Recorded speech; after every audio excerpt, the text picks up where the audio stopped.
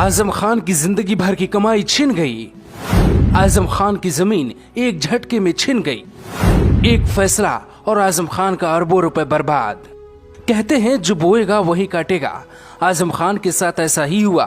एक तरफ अपना सपना, दूसरी तरफ गरीबों की जमीन थी। हाई कोर्ट के आदेश को आप एक बार सुन लीजिए, आपको पता चल जाएगा कि योगी आदित्यनाथ कोई बदले की कार्रवाई नहीं कर रहे हैं। बस अखिलेश यादव और मुलायम सिंह यादव जब सरकार में थे तो आजम खान के लिए आंख बंद करके बैठे थे और योगी सरकार में कानून के आंख पर बंधी पट्टी को खोल दिया गया। मस्जिद भी आजम खान ने अवैध जमीन पे बनवा दी और बात पाक साफ की करते हैं। आजम खान ने मुलायम के आशीर्वाद से गरीबों की जमीन छीन ली थी। इलाहाबाद हाई कोर्ट ने कहा है आजम की जमीन अब सरकार की हो गई है। करीब 4 से 71 एकड़ जमीन में सिर्फ 12 एकड़ आजम खान की जमीन होगी। आजम की अरबों की जमीन एक झटके में योगी सरकार ने अपने नाम पर कर ली है। पूरी कहानी सुनेंगे तो आप भी कहेंगे लाल बत्ती के सहारे आदमी चाहे जितना पाप कर ले, लेकिन एक दिन भुगतना उसे यही पड़ता है। अब आपको समझाते हैं आखिर कैसे कहानी बदली। मौलाना मोहम्मद अली जौहर ट्रस्ट रामपुर की कुल 4 से 71 एकड़ जमीन अब सरकार की हो गई है। एसडीएम की रिपोर्ट को हाईकोर्ट यूपी ने सही माना है। यूनिवर्सिटी के लिए 7 नवंबर 2005 को मुलायम सरकार में नियम ताक पे रखकर अवैध रूप से 449 एकड़ जमीन आजम खान के ट्रस्ट के नाम कर दी गई थी। अब आपको बताते हैं कोर्ट ने क्या कहा। इससे साफ है कि मुलायम सिंह की सरकार में औने पौने दाम पर जमीन दी गई। जहां विश्वविद्यालय बनना था वहां मस्जिद बन गई और गरीबों और वंचितों की जमीन बिना सहमति ले ली गई।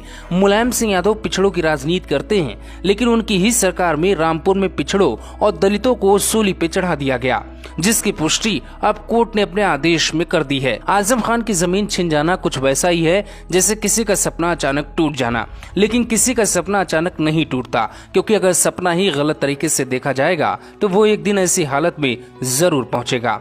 और 1942 से ही उसने अपना बिस्तर बांधना शुरू कर दिया था और 1947 में हिंदुस्तान आजाद हो गया था। हम आज भी एक ही मोहल्ले में रहते हैं, एक घर में बैठते हैं, हमें किसी को एक दूसरे से डर नहीं लगता। लेकिन जब हम चुनी हुई संस्थाओं में आते हैं, जब वोट जैसी चीज हमारा मुकद्दर बनने वाली होती है, तब इंसानियत के सारे रिश्ते हमारे टूट जाते हैं। मान्यवर, इससे देश बहुत कमजोर हो रहा है, इससे हम बहुत कुछ खो रहे हैं। आप मुझे मजबूर तो नहीं करेंगे। मैं आपसे ये कब कह रहा हूं कलमा पढ़िए आप? मैंने आपसे कब कहा? मैंने आपसे कब कहा कि कुरान की आयतें पढ़ी जाएं? यहां ये लोकतंत्र का मंदिर है, ये संविधान का मंदिर है। जो चाहे कहे, अगर मैं कहूं तो आप रोक नहीं सकते और मैं न कहूं तो आप मुझसे जबरदस्ती नहीं कर सकते। और अगर आप जबरदस्ती कर सकते हैं तो कहिए, आप कहिए कि जबरदस्ती कहना होगा।